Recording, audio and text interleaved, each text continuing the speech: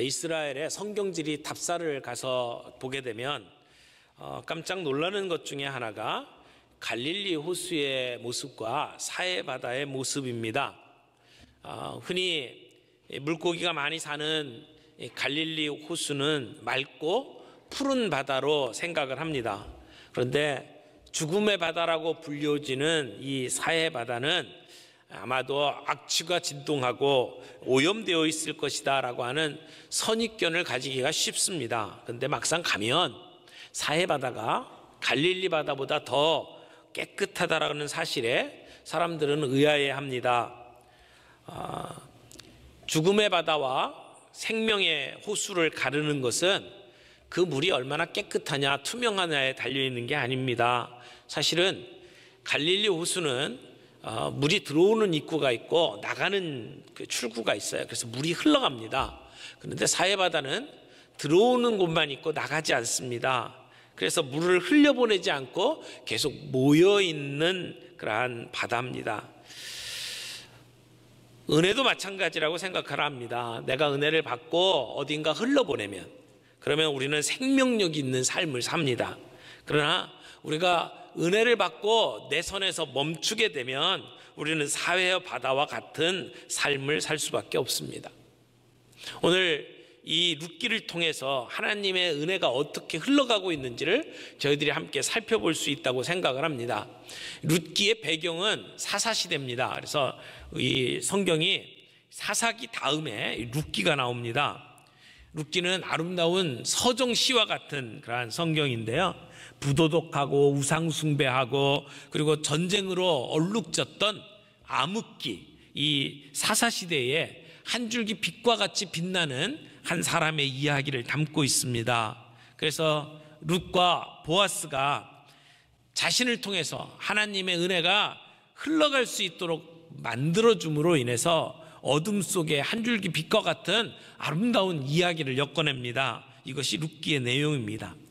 룻기 1장을 보게 되면 나오미 일가에 몰락하는 내용이 나옵니다. 이 사사기는 이스라엘 백성들의 실패한 그 기록을 담고 있습니다.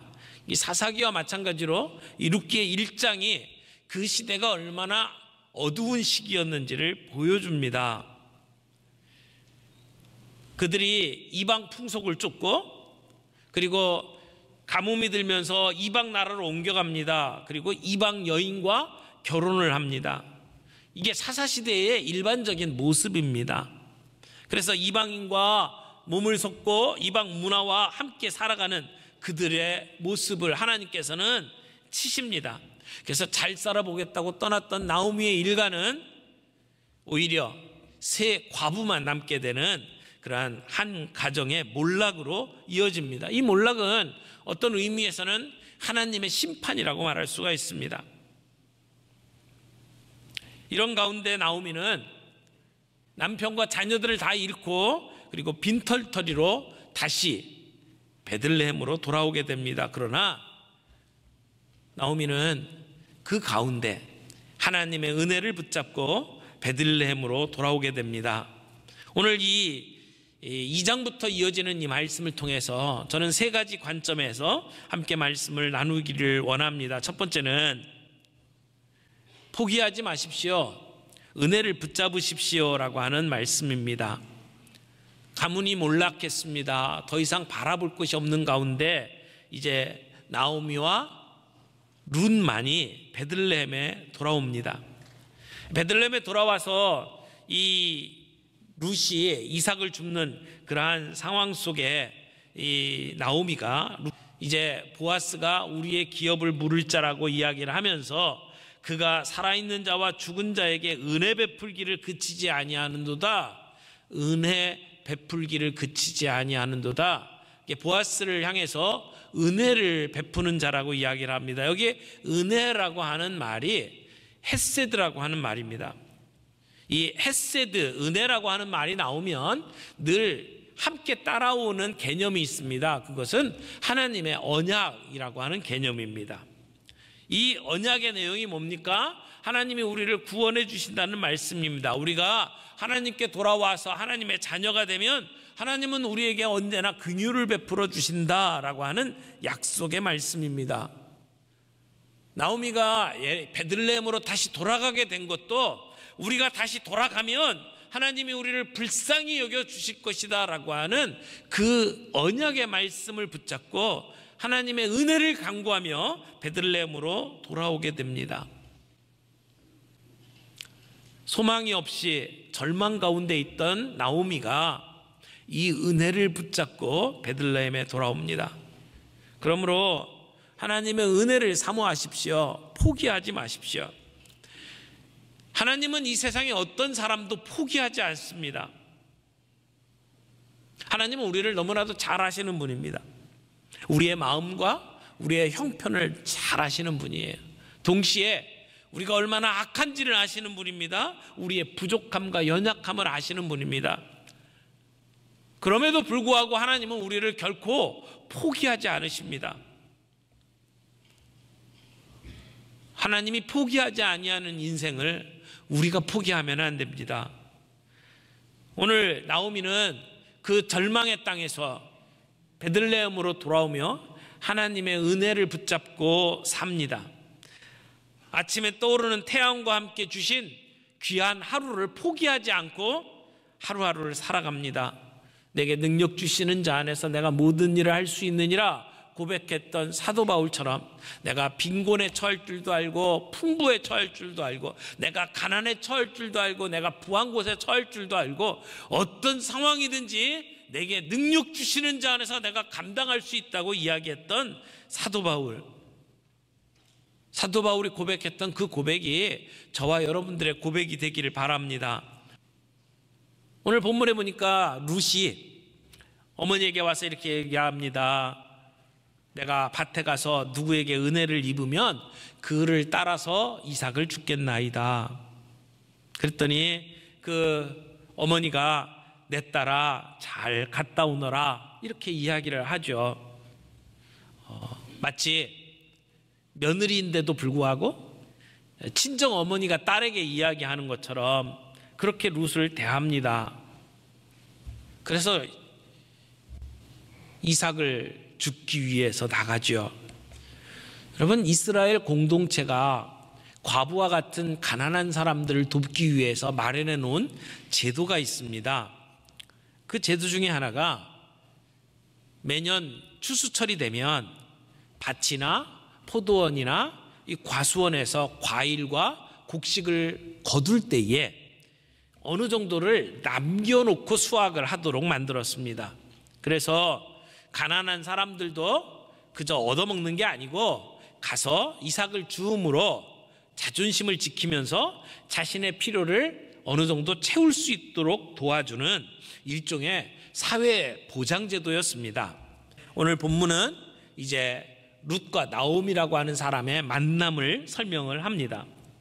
그래서 1장의 내용은 이제 몰락한 가운데 다시 돌이키는 그러한 장면이 나온다면 이 룻기 2장의 핵심은 만남입니다. 만남. 그런데 이 만남을 통해서 우리가 기억해야 될 두 번째 중요한 사실이 있습니다. 우리의 인생은 우연이 아니라는 겁니다. 하나님의 섭리라는 겁니다. 우리의 인생을 가만히 살펴보면 겉으로는 우연인 것처럼 보이지만 필연인 것들이 있습니다. 그 당시에는 알지 못하지만 시간이 흐른 뒤에 돌이켜보면 하나님이 우리 안에 만들어 놓으신 섭리 가운데 우리가 그런 일들을 겪었다는 것을 알게 됩니다. 오늘 보아스와 룻의 만남이 그렇습니다. 1절을 보겠습니다. 나오미의 남편 엘리멜렉의 친족으로 유력한 자가 있으니 그의 이름은 보아스더라. 보아스라고 하는 사람을 먼저 이렇게 잠깐 흘려놓습니다.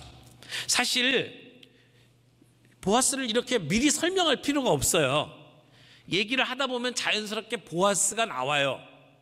그래서 3절, 4절에 보면 보아스가 어떤 사람인지를 설명을 하고 있어요. 근데 1절에 먼저 이렇게 설명을 하고 있는 것은 하나님께서 룻을 위해서 보아스라고 하는 사람을 미리 준비해 놨다라고 하는 것을 지금 보여주는 겁니다.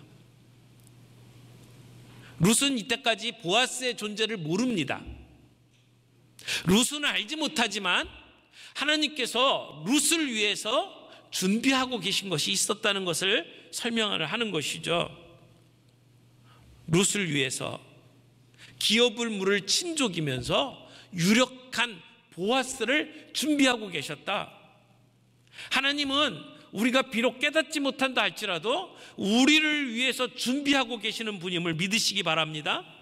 우리의 인생의 무대에서 우리가 잘 알지 못하지만 하나님은 그 무대 뒤편에서 지금 우리를 위해서 준비하고 있는 것이 있다는 겁니다. 우리는 여전히 하나님이 우리의 인생을 위해서 준비한 것이 무엇인지 볼 수는 없어요. 그러나 분명한 것은 하나님께서 우리를 위해서 귀하고 풍성한 것으로 준비하고 계시다는 것을 영적인 눈으로 볼 수 있다는 것입니다. 오늘 본문에 보아스에 대한 두 가지 정보가 있어요. 하나는 보아스는 죽은 나오미의 남편 엘리멜렉의 친족이라는 사실입니다. 이스라엘의 율법에 따르면 죽은 엘리멜렉의 기업을 물을 수 있는 사람은 친족이어야 합니다. 친족이 기업을 물을 수 있도록 되어 있습니다. 또 하나, 보아스는 유력한 자라고 설명을 합니다. 다른 말로 이야기하면 부자라는 이야기입니다. 그에게는 많은 재산이 있고 종들이 있다는 얘기입니다. 재력이 뒷받침되지 않으면 설령 나오미의 기업을 물은다 할지라도 그 기업을 물을 수가 없습니다. 그래서 본문의 보아스는 친족이면서도 유력한 자라고 하는 사실을 설명을 해주고 있습니다. 그런데 이들이 만나게 되는 장면을 보십시오. 3절 봅니다. 3절. 룻이 가서 베는 자를 따라 밭에서 이삭을 줍는데 뭐라고 그랬어요? 우연히 엘리멜렉의 친족 보아스에게 속한 밭에 이르렀더라. 우연이라고 표현을 합니다. 왜 우연이라는 표현을 썼을까요? 룻의 입장에서는 지금 아무것도 모르는 상황이에요. 보아스가 어떤 사람인지 모르는 상황인데 이삭을 주우러 갔다가 보니까 거기가 보아스의 밭이었어요. 이것을 우연이라고 이야기를 합니다. 그러나 사실은 거기에 하나님의 섭리가 있었다는 것을 지금 이 룻기의 저자는 우리에게 보여주고 싶은 겁니다. 보이지 않는 곳에서 역사하시는 하나님을 강조하기 위해서 우연이라고 하는 단어를 쓰고 있습니다. 4절 보세요. 4절은 무슨 말로 시작을 하냐면 마침, 이 말은 때마침이라는 말이에요. 또는 이런 소리예요. 전혀 기대하지 않았는데 갑자기 어떤 일이 벌어져서 하는 그러한 느낌의 단어입니다. 룻이 그 밭에 들어와서 일한 지가 얼마나 되는지는 잘 모릅니다. 그러나 전혀 기대하지 않았던 일이 벌어집니다. 그 밭에 주인이 온 겁니다. 대개는 일꾼들 시켜서 이삭을 추수를 하는데, 그런데 지금 그 밭의 주인인 보아스가 그 밭에 방문을 한 겁니다. 마침, 우연히, 마침이라고 하는 두 단어를 절묘하게 사용하면서 마치 톱니바퀴가 이렇게 맞물려서 돌아가는 것처럼 룻과 보아스가 만나는 이야기를 지금 하고 있는 겁니다. 결국 이 두 사람은 마음이 통하고 나중에 결혼까지 하게 되죠. 사람의 눈으로 보면 이것은 우연이고 마침입니다. 그러나 하나님의 세밀한 손길 속에 두 사람이 만나는 놀라운 일이 벌어진 것이죠. 그것은 우리의 삶도 마찬가지라고 생각을 합니다. 우리가 살아가는 삶이 우연인 것처럼 보이고 마침 이루어진 것처럼 보일지 모르지만 거기에는 하나님의 세밀하신 손길이 있다는 것을 우리가 기억해야 합니다. 내가 비록 힘들고 어려운 상황에 있다 할지라도 결국은 뒤에서 역사하시는 하나님의 손길이 있다는 것을 믿게 되면 우리는 그 힘든 시간도 감당할 수 있습니다. 우리에게 주어지는 한순간 한순간을 최선을 다해서 살 수 있게 됩니다. 왜? 지금 우리 눈에는 아무것도 일어나는 것처럼 보이지 않지만 뒤에서 역사하시는 하나님의 손길이 있다는 것을 믿음의 눈으로 볼 수 있기 때문에 그렇습니다. 우리의 인생은 하나님의 섭리입니다. 세 번째로, 은혜는 또 다른 은혜를 부릅니다. 그러므로 우리는 은혜의 유통자로 살아가야 합니다. 오늘 보아스가 룻을 만나고 그에게 은혜를 베풉니다. 4절을 보면 보아스가 룻만 아니라 다른 사람에게도 은혜를 베푸는 사람인 것을 알 수 있습니다. 지금 보아스와 그 곡식을 베는 사람들 간에 인사를 하고 있습니다. 원래 일반적으로 유대인들이 인사를 할 때는 평안이 있을지어다, 샬롬이라고 하는 인사를 하게 마련이죠. 그런데 여기 보아스는 약간 다른 인사를 합니다. 뭐라고요? 여호와께서 너희와 함께 하시기를 원하노라. 대부분 인사를 하게 되면 낮은 사람이 위에 있는 분에게 인사를 합니다. 군대에서도 이렇게 경례를 할 때에 상관이 먼저 경례하지 않습니다. 하급이 먼저 경례하면 상관이 받아주죠. 근데 오늘 보아스는 자기 밭에 가서 밭에서 일하는 사람들을 보고 자기가 먼저 인사를 합니다. 여호와께서 함께 하시기를 바랍니다. 그러니까 그 밭에서 일하던 사람들이 주인님에게도 여호와께서 복 주시기를 원합니다. 이렇게 화답을 하는 거죠. 그래서 이 보아스를 통해서 그 일하는 사람들과 주고받은 인사가 요즘 교회 안에 인사법으로 자리를 많이 잡고 있습니다. 그래서 이 유대인들 사이에서도 이 인사들이 많이 이루어지고 있고요. 교회 안에서도 인사하죠. 오늘도 저희들이 함께 서로 인사하는 시간에 여호와께서 함께 하시기를 원합니다. 여호와께서 복 주시기를 원합니다. 라고 인사를 했습니다.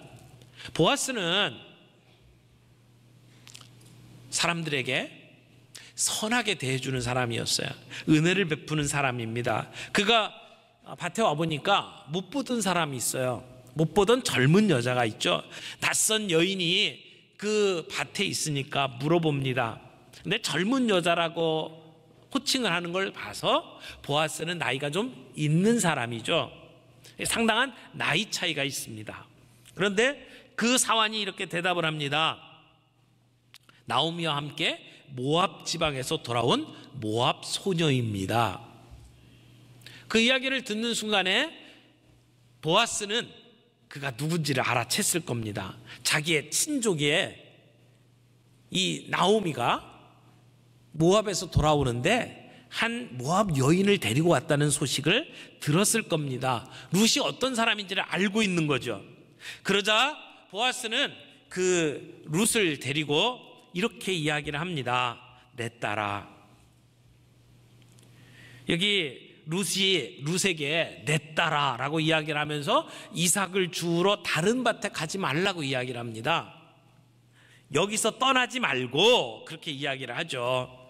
그러니까 이 밭에서 충분히 네가 필요한 이삭들을 주울 수 있도록 도와주겠다는 겁니다. 그러므로 다른 밭으로 옮겨가지 말고 내 밭에서 일하라고 이야기를 합니다. 그리고 낯선 곳에서 이삭을 줍다 보면 해를 당하거나 봉변당할 일들이 있으니까 여기 나와 함께한 이 소녀들과 함께 있으라고 이야기를 합니다. 그리고 자기 일꾼들에게 이야기합니다.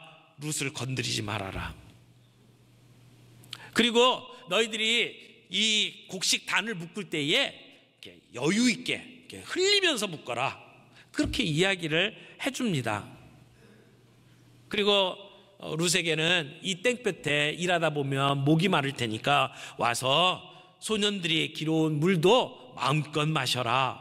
이렇게 기대하지 못했던 호의를 룻이 받게 됩니다. 그래서 룻이 보아스 앞에 이 머리가 땅에 닿도록 엎드려 절하면서 이렇게 이야기를 하죠. 10절 말씀입니다. 룻이 엎드려 얼굴을 땅에 대고 절하며 그에게 이르되 나는 이방 여인이거늘 당신이 어찌하여 내게 은혜를 베푸시며 나를 돌아보시니까. 여러분, 하나님의 은혜는 예기치 못했던 장소, 우리가 계획하지 않았던 장소에서 이루어지는 것을 보게 됩니다. 우리 인생이 계획대로 이루어지지 않습니다. 만약에 우리가 계획했던 대로 살았다면 저와 여러분은 이 자리에서 못 만났을지 몰라요. 근데 하나님께서 우리를 이곳에 부르시고 만나게 하셨습니다. 이것은 하나님의 섭리입니다. 그러므로 우리의 삶의 모든 순간을 우리는 은혜로 흘려보내는 기회로 삼아야 합니다.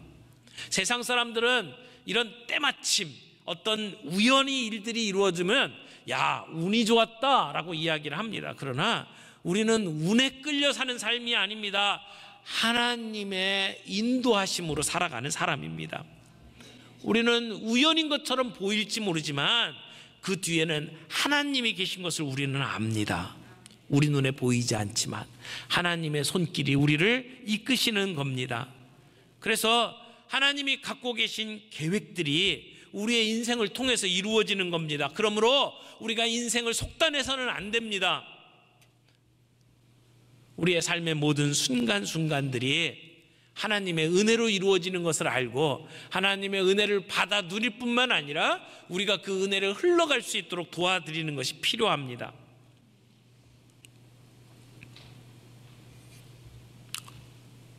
우리의 삶의 순간순간마다 하나님께서 예비하신 새로운 일들을 기대하는 마음이 필요합니다. 또는 우리의 삶의 장애물들을 만날 때에 그 앞에서 인내하고 하나님의 뜻이 있겠지라고 생각하는 그러한 믿음의 마음이 필요합니다. 보아스가 왜 나에게 이런 은혜를 베푸십니까? 라고 룻이 물어볼 때에 보아스가 두 가지를 얘기합니다. 하나는 내가 내 시어머니에게 행한 선한 행동을 내가 안다. 그리고 두 번째, 너는 내 고국 본토 친척을 떠나서 이곳에 왔어요. 이 모습을 내가 알았다라고 이야기를 하는 거죠. 하나님의 신뢰가 없으면 도무지 할 수 없는 그 룻의 용기를 보아스가 축복하는 겁니다. 룻은 소망이 없는 시어머니에게 은혜를 베풀었습니다. 그녀를 돌보고 그녀와 함께 베들레헴에 왔어요. 그리고 먹을 것을 위해서 낮에 이삭을 줍기 위해서 땀을 흘리며 일하고 있습니다. 그런 이 룻의 선한 행동을 보아스는 알고 있었죠. 하나님께서 베푸실 은혜를 나오미는 붙잡고 살았고, 룻은 자기가 가지고 있는 할 수 있는 것을 통해서 나오미에게 은혜를 베풀었습니다. 어머니를 돕고 섬기는 은혜를 베풀었어요. 그런 은혜에 대해서 보아스가 네가 그렇게 선한 행동을 하고 은혜를 베푸는 삶을 살았기에 내가 너에게 은혜를 베푼다 라고 이야기를 하는 겁니다. 여러분, 룻은 시어머니에게 은혜를 베풀었고 그 은혜는 보아스를 통해서 다시 룻에게 이어지는 것을 봅니다. 은혜가 유통되는 거죠. 은혜가 흘러가는 겁니다. 사람들과의 관계 속에 은혜가 은혜를 낳고 그 은혜가 또 다른 은혜를 낳고 그런 가운데 영향력이 생기는 겁니다. 하나님께서는 내가 받은 은혜를 나 혼자 누리지 말고 옆에 있는 사람들에게 흘러가게 만들기를 원하십니다. 그렇게 흘러감으로 말미암아 또 다른 곳에서 은혜의 지류가 생겨나가는 것이죠. 마치 그 운동장에 응원하는 사람들이 파도 타기를 하는 것처럼 한쪽에서 벌떡 일어나고 손을 흔들면 그 옆에 있는 사람들이 일어나면서 파도가 일어나잖아요. 그런 것처럼 하나님이 우리에게 베푸신 은혜를 우리가 받고 그것을 또 나눠주게 되면 그 가운데 하나님의 은혜가 임해요. 그들이 받고 또 다른 사람에게 전달해주고, 이런 은혜의 소비자가 아니라 은혜의 유통의 역사가 일어나는 겁니다. 사랑하는 성도 여러분, 하나님의 은혜를 붙잡으십시오. 포기하지 말길 바랍니다. 오늘 우리의 상황이 어떻든지 간에 하나님의 은혜가 내 삶을 다스리기 시작하고 그 삶을 통해서 우리의 삶에 변화가 일어나기를 소원합니다. 그리고 내가 받은 그 은혜를 다른 사람에게 흘려보내는 은혜의 유통업자가 되기를 바랍니다. 내 삶 뒤에 내가 지금 비록 지금 보고 있지는 못하지만 그러나 내 삶 뒤에 역사하시는 하나님의 은혜를 알기만 한다면 우리는 우리의 삶의 모든 순간에 최선을 다할 수가 있습니다. 오늘 그 하나님의 헤세드의 은혜를 우리가 받아 누리기를 원하고 그 헤세드의 사랑의 은혜를 다른 사람들에게 전달하는 그런 일에 우리 모두가 쓰임 받기를 원합니다.